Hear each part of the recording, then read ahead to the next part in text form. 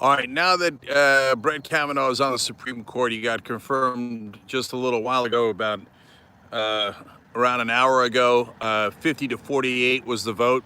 Um, can he be impeached? Well, so first let's go through what it takes to impeach a judge, and then let's see if it applies to him now or can apply to him at a later date. And what would be the consequence of that impeachment? And is that a trap that the Republicans might have sprung on themselves? All questions I'm going to answer right now. All right, first of all, everybody always remember, for God's sake, become a member of the Young Turks and support independent media, homo progressives, tyt.com/join. Super important. You get all of our programming when you do that. Okay, now, um, impeachment for a judge works the same way as impeachment for a president under the Constitution, based on the precedents of the Supreme Court.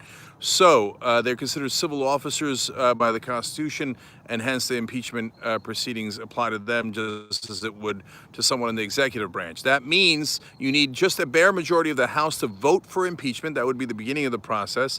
So, for example, if the Democrats were to retake the House in these elections, could they vote for that? If they wanted to and they thought there were sufficient grounds, yes, they could vote for impeachment in the House, and that would be fairly simple and straightforward. Does that mean that he's removed from office? No.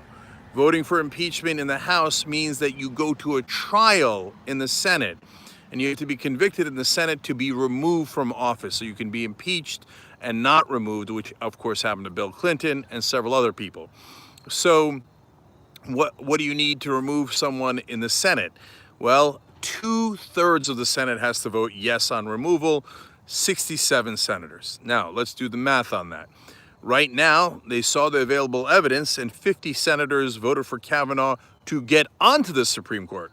Now, getting onto the Supreme Court is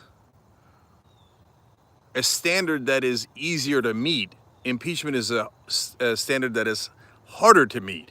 So they looked at the evidence. They could have picked anyone among the 330 million. They decided to put them on the Supreme Court. Senators, that they could somehow convince 15 other Republicans to vote against Kavanaugh to get to a supermajority? No way.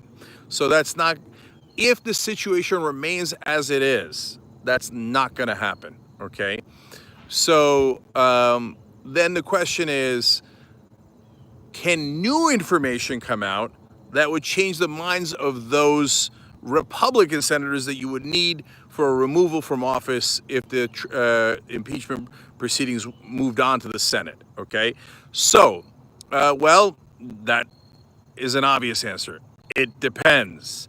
So if you try to go relitigate things that the Republicans already know, the perjury committed in the Pickering situation, in the Miranda situation, the Republicans already know that. They already saw that. They didn't care about that perjury. If you go back to the perjury in the sexual assault cases, even if you think he didn't do the sexual assault, he seems to have clearly lied on a number of occasions, including saying, I didn't know about the Ramirez story in the New Yorker, when there are texts proving that he absolutely positively knew. So, but the Republicans decided they didn't even care about that perjury enough that they wanted to promote him. I mean, remember, he's a federal judge. They promoted him to the Supreme Court. So they obviously don't care about perjury at all. That will not move a Republican. If it's a Democrat who did the perjury, like Bill Clinton, they'll pretend it's the biggest problem in the history of the world. If it's a Republican who did it on things that actually matter, no way, perjury is totally irrelevant. I don't care how clear the lie is. Don't care. He said he didn't receive memos in the Miranda case when he was in the Bush administration. We now have clear emails that show him receiving the emails, him responding to the emails with the memos. The memos saying spying, which was the issue, spying in on Democrats. Total, utter lie, clear perjury. Republicans have never cared about perjury. It was always a gimmick to try to get their political opponent. In that case, it was Bill Clinton. So you're not going to win on that issue. But how? Could you possibly get Kavanaugh in this context? Well, if Kavanaugh were to have new evidence come out, and it would have to be super clear. But here, let's make up a fanciful one that theoretically could happen, although likely, very, very likely won't happen. Mark Judge, his buddy that was in the room 2 years from now, goes, I had a crisis of conscience. I went and talked to my priest, my therapist, my wife, whoever. I got to be honest, we did it. It was me and Kavanaugh in that room, and Blasey Ford was right. He did everything that she claimed. Okay, well, that would be huge new evidence. And in that scenario, well, then you can go and say perjury and sexual assault about the core issue that was involved in his confirmation hearings at the end. Then the Republicans would be super hard pressed to go, yeah, so what? He lied about attempted rape. That's probably a bridge too far. So that is a scenario under which he could be impeached. But good luck. I mean, either Mark Judge has to turn on him, or other overwhelming evidence has to come out that he lied about this particular case. On the other stuff that he lied about, again, the Republicans have already stated they don't care about that at all.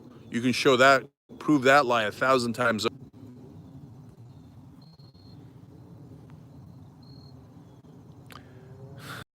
There's been impeachment inquiries into 23 judges.